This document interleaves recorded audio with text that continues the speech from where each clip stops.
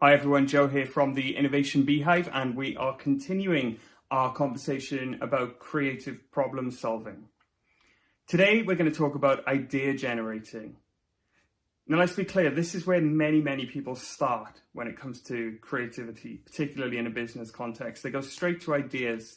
They start to say, I've got an idea to solve this problem. I've got an idea to do this. I've got an idea for this. I've got a new product here. How many times have we been on Dragon's Den and seen inventors come in with a product and they haven't identified the size of the market? Okay, that's what we're talking about not doing today. Idea generating comes bang in the middle of the design thinking process. You do your insight gathering. You then define your challenges, and only once you've built this strong foundation do you start to come up with ideas.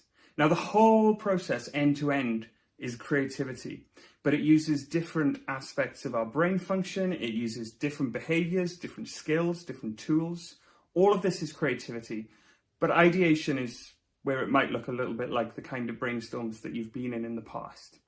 The difference between a design thinking idea generating session and a brainstorm that you may have been in the past is there's three. So the first is that it is grounded in insight from end users because you've built your strong foundations beforehand. The second is that you very much focus on generating thoughts and not ideas. So what do I mean by that? A thought is an intention. A thought is like saying, we all need to eat healthier. That's a thought, okay?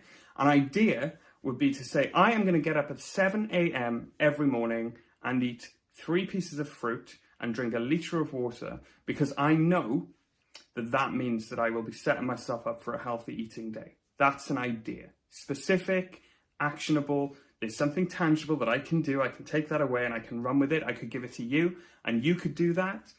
That's an idea, something that has action that can be taken away.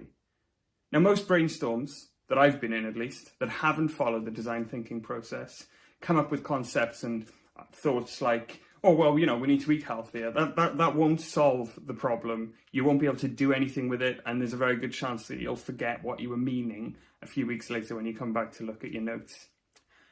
And the third difference between an idea generating session in the concept of design thinking and your average brainstorm is that the idea generating session is one step on the process. It is not an end in itself. Many of us will have come up with brilliant ideas in a brainstorm session. Nothing ever happens. Why not? Because there's no process to make things happen. In your idea generating sessions in design thinking, you come up with many ideas. You think as expansively as you can, and then you narrow your ideas after a little while. Once you've exhausted the creative part, once you've exhausted the creativity, you narrow your ideas. You filter your ideas. You assess your ideas against preset criteria, and you decide which ideas you're going to take forward, and you take them forward to prototyping and testing, which we're going to talk about in the next couple of videos.